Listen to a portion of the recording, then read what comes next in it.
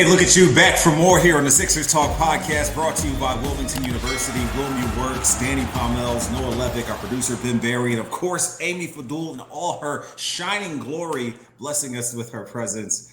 And it is a windswept, rainy day here in the Delaware Valley, maybe indicative of some things that is going on with the 76ers, because it seems like a dark cloud is hanging over the team as Tyrese Maxey, in the words of Dave Chappelle's character in Half Baked, Amy, doctors say he need a backiotomy. A backiotomy. He needs a backiotomy, a back contusion for him. Just another event in what has been a very weird and odd Sixers season, guys. And you know, I was washing dishes and I was like, man, it made me. Okay, hold up, stop it. I like to reflect sometimes. You are not watching. I'm going to need to see photographic evidence and first-person account of at least two witnesses. I'm in charge of the kitchen. I wash the dishes. His chore is to put the dishwasher, empty the dishwasher. That's his chore. But you're washing dishes, you just rinse them and you put them in the dishwasher. I'm not saying that that's not enough. That's a good job by you. But come on. I'm saying listen. There was a time when those jokes would be valid, but I have evolved here in my 40-something years of age, and I got a little cooking game. I like to do the dishes. I like to reflect, use that time away from the screens, That's your look out time the to window. Reflect. Yeah, sometimes. Right. And look, listen, so I'm like, you know what the Sixers season has been like? When you pull into a packed parking lot and you're looking for a spot, and there are other cars and you're competing, trying to get a spot, and you see one that's open and you pull up and it's for a smart car, new moms. Or there's like a half a car in there. It's for a disabled spot. It's like way too small for your car. You got to go to the auxiliary lot and park your car way over there and catch the elevator down and walk across or whatever. And you still park next to a car that's too close and they ding your car. We thought we had something. We thought we had a balanced attack. We thought we had a team that could get us past the second round. We thought we had the perfect formula to deliver Joel Embiid to the postseason, but the boat is taking on water. We haven't been sunk yet. Are we sunk? Are we almost sunk? No, because no one else wants on the sinking ship. The sinking ship being the 10 seed. The Bulls There's don't a race. want it. There's a race to the bottom. The Sixers haven't been able to. The Raptors are the only ones being like, "Hey, well, I guess we'll take it. No one wants that. We'll try to take it." It's unbelievable. It's unbelievable. These teams, they can't. And listen, the Bulls were sellers at the deadline. The Nets were sellers at the deadline to an extent. The both were. Obviously, they kept some pieces, but not a lot. And the ship isn't sunk. But we were talking about this the other day. Yesterday, Monday, I can't remember which day Days it was. run together when there is a strong possibility that the 10 seed does not get to 30 wins. Think about that. Maybe they get to 30 out of 82. Like the 10 seed right now, no one wants it. No one's the standings right here. I got the standings right here. The Sixers are 19 games under 500. 24 and 38. That's what you're speaking of, Amy. The Bulls are 24 and 38 with, listen, I mean, the Hawks are going to struggle to get over 30 games. Of course they will win some, but I agree with you. That's remarkable. There's 21 games to go. Sixers would have to win 10 of those in order to get to 30 wins. Right. Well, they have 22 games remaining, and they need to win all of them to finish over 500. So I don't think that is happening. But yeah, thinking about it a week or two ago, it reminded me of that 7-9 Seahawks team that made the playoffs, and Marshawn Mode did have the beast mode run, and they beat the Saints. So hey, you just need to get in the dance. It is the mantra, but I think it clearly does not apply to this NBA season in the Eastern Conference. I, of course, would be stunned if the 10 seed goes on to make great in the playoffs. We do have a little bit of precedent with play-in success with the Miami Heat and what have you, but really does not feel like it's relevant this season. Just not a lot of good basketball teams in that 8-3 mix in the East, and the Sixers fall under that umbrella of not being a good team. They've given us a ton of evidence that is the case. yes, health is the largest reason that they're 19 under 500, but there's also been a ton of games where they've just played really poorly, and that's been the largest reason that they're in this predicament right now. And of course, we have recent evidence that they're a lot worse than the Chicago Bulls, who were leading by 50 in Philadelphia not too long ago. And it's funny, Tyrese Maxey mentioned that as much a few weeks back that, hey, remember the Heat, they got hot at the right time and made a run, but that's not this team by any means. That is not what This ain't that. it is the health. I mean, even but Paul George shooting 3 for 11 on a regular basis, and Tyrese Maxey was shooting with three fingers. At this time, this is not what that team is. And like Amy outlined, it feels like a race to the bottom in the sense that you would probably, as a Sixers fan, at the very least, be more excited and happy about them hanging on to their top 6 draft pick than actually making a push to be in the play-in, specifically with the fact that Joel Embiid is out for the season. I mentioned Tyrese and Paul George. And it's weird. In this mix, we have this Quentin Grimes explosion that's been going on. And the dude is out here giving it up. Obviously, you got to think that this is audition for what teams could get if they were to sign him as a restricted free agent here in the offseason. But some incredibly efficient basketball. Joel Embiid giving him jabs about missing 50 points because of his free throws a couple nights ago. Missing 6 shots from 18 of 24 shooting. And last night, missing 6 shots in route to 30 points. Just really fun and exciting to watch in this cascade of unknowns and consternation and dread that's been what we've seen with the Sixers season. Mm-hmm. Yeah, he has one win as a Sixer, and the reason they won that game is because he scored 44 points. So he has been a giant bright spot since the trade deadline. And look, I asked him right after the Sixers acquired him sort of what the next step is in his development, and he immediately pointed to on ball. He thought he had a lot of untapped potential on the ball. He said he'd gotten chances to do it here and there in Dallas when Luka or Kyrie was out, but he believed in himself to be a lead ball handler, and boy, he's shown some great ability on that front.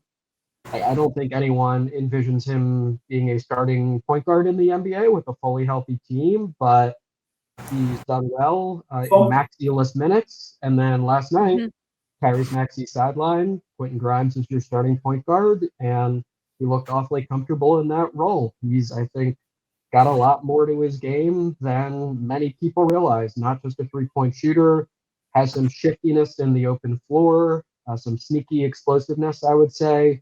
And he's really taken this opportunity gleefully, it seems like, to show everyone what he could do. So yeah, definitely that'll be a big storyline. Just how much is he going to make for himself in restricted free agency? But we're talking about a guy who's still only 24 years old, and I think proving to the league that he's able to do a lot. He's a pretty good defensive player who you feel comfortable putting on, top opposing guard stars. And then I think offensively, there's some real variety to his game that'll be appealing to the Sixers, and you've got to imagine draw some interest around the NBA as well. Yeah, I mean, you're looking at a guy who, coming into his time with the Sixers, had 2 30-point games, and now he's got three here in Philadelphia. He has 5 total, and 2 in the last 3 games.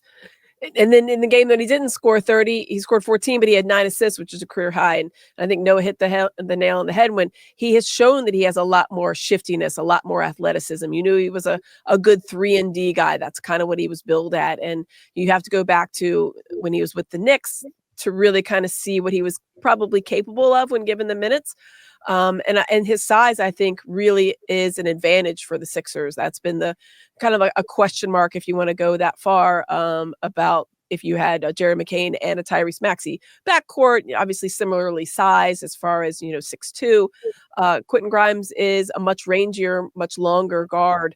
And he's a good shooter, and he's a crafty playmaker, and he was obviously able to find his teammates at times when the the need was warranted and they needed him to play more of the facilitator. I think he's going to make himself some decent money. The good news is that they did retain his bird rights, so they can have that kind of as a bargaining chip. But the Sixers have to start thinking about things like that. I mean, we talked about it after the trade deadline and the room that they created to try to make a run at Gershon Yabusele, who's another guy who's clearly, in line for making a decent payday in the NBA. Can they retain both of those guys? Looking at the numbers, I don't know how that's possible given the fact that, you already have Kelly Oubre and then the three max players and then Jared McCain, obviously. I mean, when you get to start talking about the aprons and all the other stuff, I mean, there's people that obviously that are made to crunch the numbers, but it would be a nice player for them to have. And I think that in a season where everything's gone sideways, you do try to look for some kind of positives. And I think Quentin Grimes is one of those positives. I think Justin Edwards has been one of those positives. It was disappointing to see him, tweak that ankle over the All-Star break in practice. And then he did at the very end of the game earlier this week. And I thought, gosh, he had just gotten back. And here's a guy who had, I thought, made the most of his opportunity. And when you're looking at a season that has gone, completely different from how you thought, you have to try to look for things that you can build upon. And I thought those are two really nice players. I was on with Ricky and Tyrone, and they're like, Ricky was like, is there anybody you can take away from this? And because they're looking at guys objectively like the Jeff Doughtons and the Jared Butlers and Lonnie Walkers. I'm like, well, I mean, I hope that Lonnie Walker gets an opportunity. I don't know. I don't see why he shouldn't. I think he's shown that he can be a viable NBA player. But yeah, I mean, you don't have a lot to take away from the season that's a positive. And I think the ones that you do, Quentin Grimes has to be one of those. He has to be a guy that you look at as somebody that you could see going forward on your roster. And I don't know that I thought that.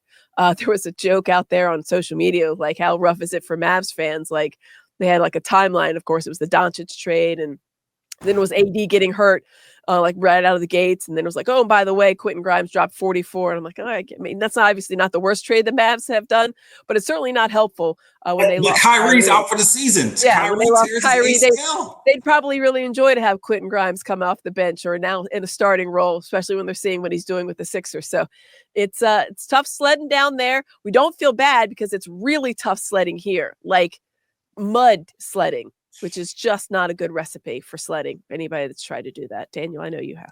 Thank you for the sledding advice. We appreciate that. You need snow. And you need a good vehicle of sledding. Yeah. It's nothing like when you walk out there with your trash can lid and somebody's got like this plush. Right, like a really red, shiny right, like toboggan that's all waxed up. They're flying down, and you're like burning your ass on the snow while you're going down. Anyway, yeah, and you're on a trash bag. Noah, and then this before we close the book on Quentin Grimes, Amy's talking about his size. What about his freaking brother who plays for the Vancouver Canucks? 6'8". That dude's big.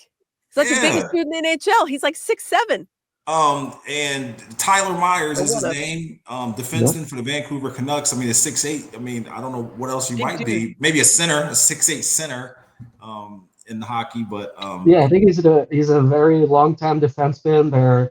They're half brothers. They didn't grow up together, but they've kept in touch, been pretty close. And yeah, it is very amusing that an NBA player has a professional athlete brother who is taller than him.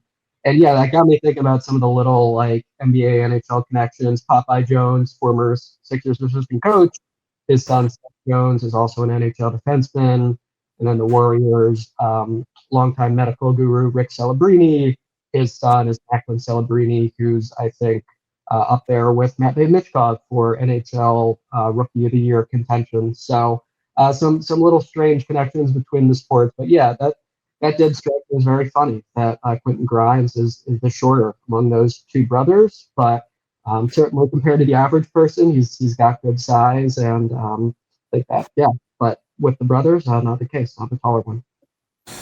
Yeah, excuse me. He's got size. He's got confidence. Shifty with the rock. He can shoot that thing. He can dunk. Exciting guy, and kind of was in mothballs a bit in Dallas, and to see him performing for the Sixers, and it feels like a rent-a-center type of situation, like Amy mentioned. I don't know if they'll be able to hang on to him Shine some light on it, Noah. You feel like Yeah, there's room to keep I wouldn't see it as like there's reason to because be. basically we have to match any deal that he would get, right? Yeah, he's a restricted free agent. So, a lot of it does depend. Is there interest around the league? How far are the Sixers willing to go money wise, et cetera? I think it's certainly correct that they've made it abundantly clear Gershon Yabusele will be a priority in free agency. But I think the way Grimes is playing and just envisioning what this looks like in the future, he makes a ton of sense. I think part of the reason they acquired him at the trade deadline is he's younger than Caleb Martin, and Daryl Morey said straight up, we wanted to get younger and more dynamic. I think Quentin Grimes checks those boxes, and I think it's easy to picture him doing well next to Tyrese Maxey and Jared McCain, in part because he's a bigger guard, in part because he takes pride in playing defense and holding his own there and being able to guard some twos and threes if asked to do that. I think, the fact that he likes to play fast and in transition is a plus next to those two other young guards the Sixers already have as part of their core. So I certainly don't think he's a player where the Sixers should just say, it feels like it's going to be too expensive. If there's a really high offer elsewhere, we're okay with letting him go. We'll see how it all materializes, but I definitely don't think it makes sense to look at it right now and say he's likely to end up elsewhere. I think we'll see how everything plays out, but he's certainly looking like an attractive player moving forward if the Sixers are able to keep him and see that as the right move in restricted free agency.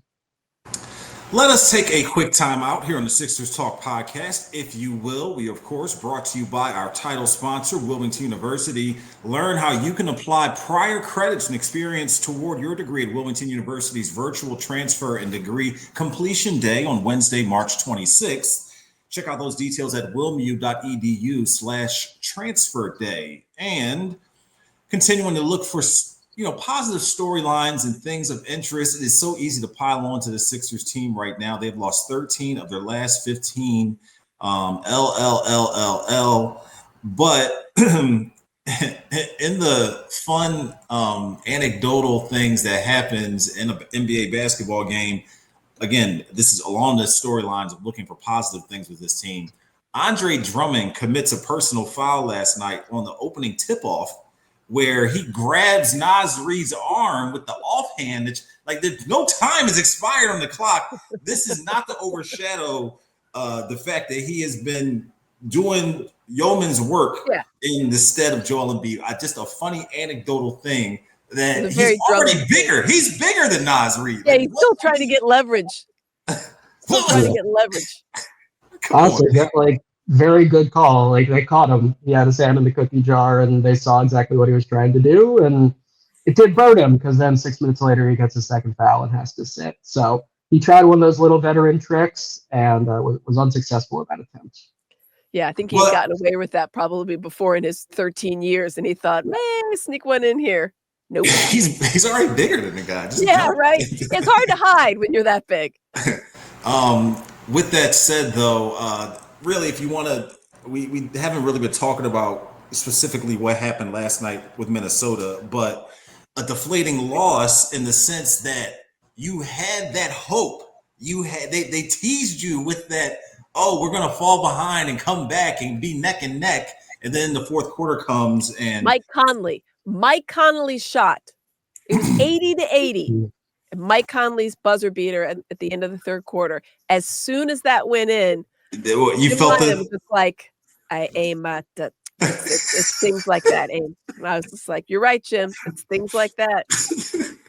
I love like it, man. that. That's what that's literally all he said. It's things like that. I'm like, yep.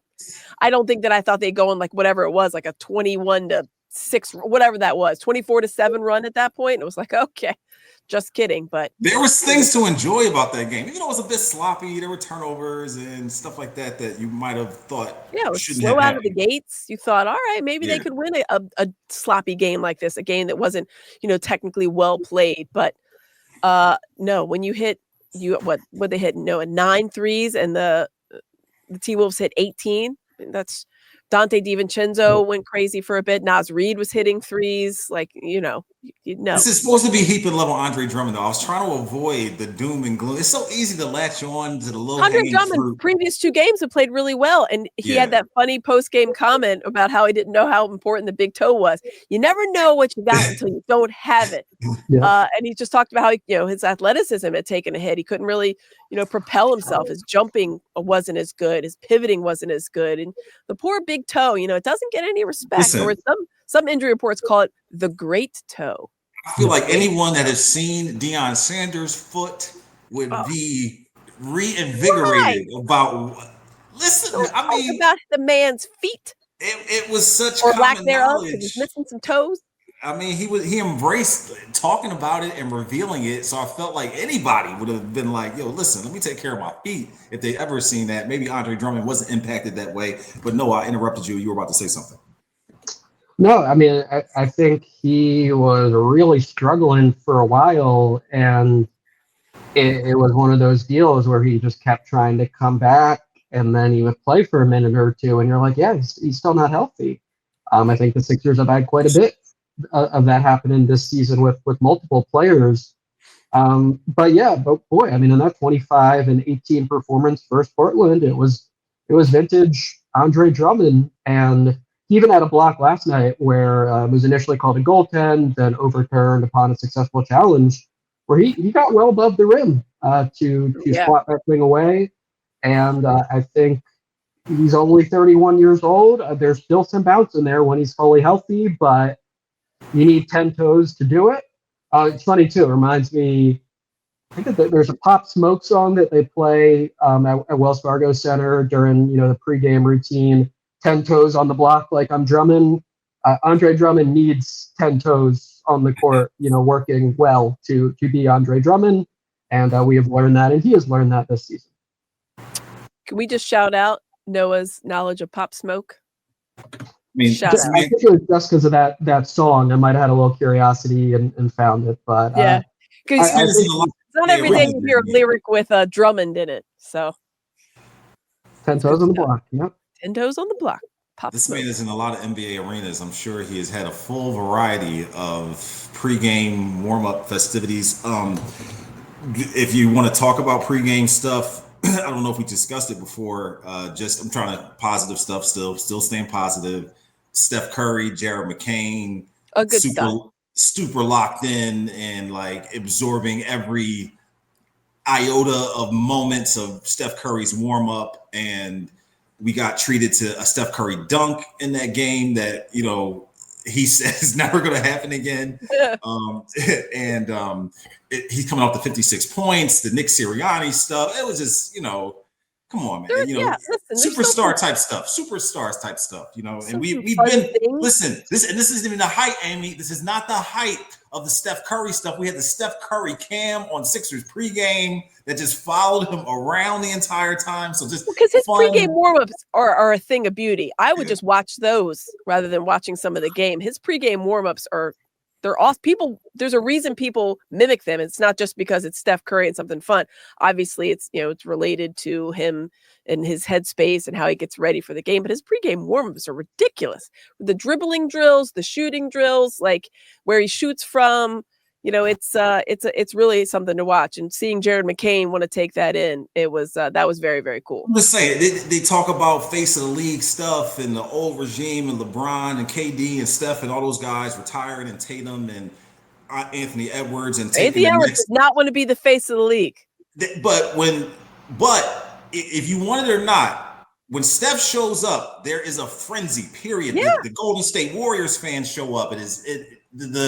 I went down to get a burger because I was working Saturday from Shake Shack, and you walk past that area of people roped off, like ass to belly button, pressed up against, waiting to get in just to see what's going on. And it was a later start, so it was just like everybody was packed in there. Come on, man. It just was. Yeah. Of the people that show up and come through the arena, and Travis Scott and Mariah Carey and whoever else. He has his own cachet when it comes to the environment and the atmosphere he creates. Yeah, when he made I think it was the first shot of the game, there was like an explosion of noise. You were aware that there were Warriors fans milling about and watching him warm up, but then it was like boom, like they have a real presence here, and he still has that singular star power. So yeah, it's always cool. I think it gives any Warriors game, honestly, on the road a little bit of extra juice, and no one expected that Quentin Grimes would be the star of the night. The free throw misses, as we discussed, jeopardized that, and I was just thinking, boy, it would be something if like the reason the Sixers lost this game is because Quentin Grimes on his career night went 2 for 8 at the line. But thankfully for Grimes and the Sixers, that did not spoil everything, and it was a really fun game, which you cannot say about many of the Sixers contests this season from a neutral perspective. But that one was high on the entertainment scale, and it was the Sixers' first win in a really long time. So it was a satisfying night, and Curry was really good, but to the Sixers' credit, they put a ton of attention on guarding him down the stretch and didn't allow him to hit, one of those patented dagger shots. They just kind of put the ball in everyone else's hands, and were able to hold on to the lead by just basically preventing Steph Curry from doing his thing late in that game. And Quentin Grimes was frying him. He was frying Steph on the offensive end. I mean, Steph's a little bit on the older side. Just a little bit. Steph's an okay defender. I mean, he's not the best defender, but he's an okay defender. But it's got to be one of the cooler moments when Quentin Grimes thinks about his career 20 years from now. Not only will he remember the night he put 44 up there, but the fact that he went against Steph Curry. And I think you touched on something, and I joke about Ant Edwards not wanting to be the face of the league. And LeBron came out and was just like, I didn't want to be either, but you are. And Steph Curry probably would have, not that he would have said he doesn't want to be it, but I don't know who is going to take that reign, because that when the KDs and the LeBrons and the Steph Currys are gone. Tatum. To me, it should be Tatum. I think people hate the Celtics, so I don't know definitely. And that whole, I feel like I don't know. You like Steph Curry. I would say Luka personally has a very strong chance at it, especially if I didn't realize. I knew unfolding the way it has been for the Lakers and the Mavs. So now that he's out in LA, obviously that helps. I mean, Ant Edwards, I think that regardless if he wants or not, he could be, but being in Minnesota, kind of is a little bit precluding really rising to that level. Unfortunately, people know him because he is so good. It's too rough around the edges, man. You can't be talking to Barack Obama like that. You can't be walking past Nas Reed's interview post game and say these nuts. You just can't. He's you very can't immature. do stuff like that. You can't be cursing in your interviews. You can't. You just can't. We always joke that we wish he was on our teams though, so we could at least have even if they're losing, he would be hella entertaining. Entertaining. It is entertaining, but if you're talking face of the league, game guys, but it'd be all right, let's see what this guy's gonna say today. Be button ready, but I think it would be tough to have a player like Luka. Has there been a player who wasn't American born? I saw Ben Berry just posted in the chat. I don't know if I don't think Wemby's going to be the face. I mean, basketball fans are going to want Wembanyama to be the face of the league. It's hard for kids to relate to his game, and I don't mean that as a knock on his game. Oh, you can't duplicate that. You can't beat that. Right? Are you 7'6" and you're not going out to the court? Right. I don't know. I mean, I feel like Steph Curry changed the game. You don't walk in a gym nowadays. This is perfect. I've gone to a couple of high school games recently. One of them, I know exactly where you're going. There was 2 in the entire game mid-range jumpers, and one was only because the guy drove in and then had to fade away and hit that. 2 in the entire game between 2 teams, 2 mid-range jumpers. It was either a layup or a 3. That's it. It's just and the kids. They warm up. Noah's company right there. From 3. They warm up their first shots. It's their natural thing. It's their natural thing. So I feel like there has to be some relatability. I think Wembanyama obviously is going to be a superstar in the league. There is no doubt about it.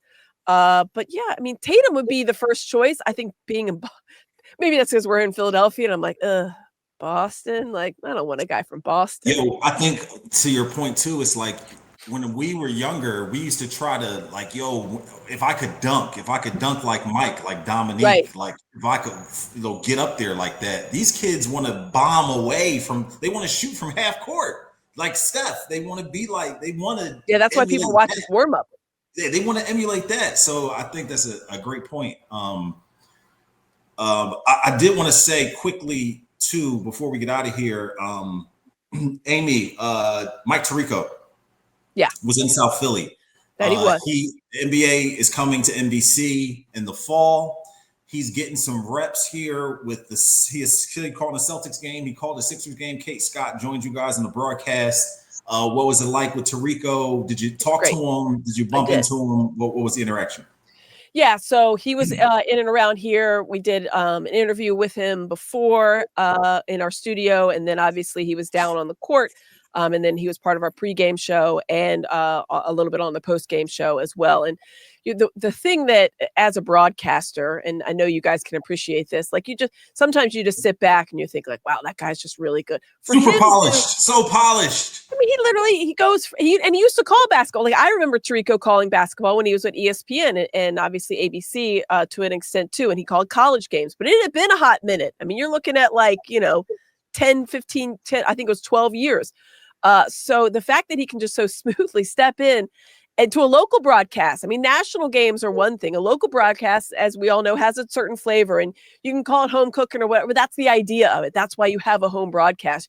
You want them to kind of like give a little extra to the opposing team and, say ball don't lie and stuff like that. And I think he had a lot of fun with it. I think he enjoyed that aspect of it. It was funny listening to him to be like, here's the Rav fourth quarter. And here's, and all of our, here's the Sixers, summer camps, and give all those reads that we're used to hearing on the local broadcast. But, just the fact that he walks in and he had, I'd met him like one other time years and years ago. He never worked with Allah, and he just remember he tore his ACL, so he had the cane, which was thankfully he's out of the boot finally. But no, I think it was his Achilles. But Achilles? Okay, I'm sorry. But either way, so he had the cane, but he's just the fact that he can just walk into an arena, and obviously he does a lot of prep work, but having not called basketball in a while, he's done the Olympics, he's done football, and then he just walks in and does. Just like it's really impressive to see. I'm always and speaking of, and I will toot your horn because you did flyers over the weekend. Talk about versatility. I had to do flyers a couple weeks ago, and I did a home game. I was so glad it wasn't a home game. Which is something else. If you guys don't know our Flyers broadcast, you're doing interviews down there, and these guys are walking in. I'm like, hey, how's it going? I'm Amy. It's nice to meet you. You've never seen me before because I do something else. But yeah, just being able to do that, I always have an appreciation for. And he's just so smooth. And, I talked to Allah afterwards, and he was just like, yeah, he's just like, how do you even he goes, I just sat there and kind of watched him half the time because I was like, yeah, no, that's good. You got it. I'll just be here. And I think that's how we all felt. It was really cool. To be a part of that and to see him here. And I think I'm excited I just hope they bring out a basketball song. That's what I really, really need. John Tesh. Basketball. Yeah, John Tesh. Why not? How can you not embrace that? I think took it over, but I'm going to need that song back. Big time. Mm-hmm. Listen, we love you guys for tuning in and checking us out. As always, we are brought to you by Wilmington University, our title sponsor. And we are here for the duration. We're still here. The sky feels like it's falling, but there are still things to hang on to. And even though, yes, the Sixers are probably better off competing for their draft pick than pushing for the play-in. That's where I am on the record. Can you believe that I'm checking out the website Tankathon again? That's where we're at. The Tankathon site has all the odds up. And so that's where we're at. We're back where we were in 2015. I think I'm ready to move on from Paul George too. Yeah, I'm going to end it with that. Thank you everyone for listening and watching. We appreciate you. For Ben Berry, the Queen, Amy Fadool, Noah Levick, always keeping us on the level. Check out his work on NBC Sports Philadelphia.com. I'm Danny Pommells. See you next time.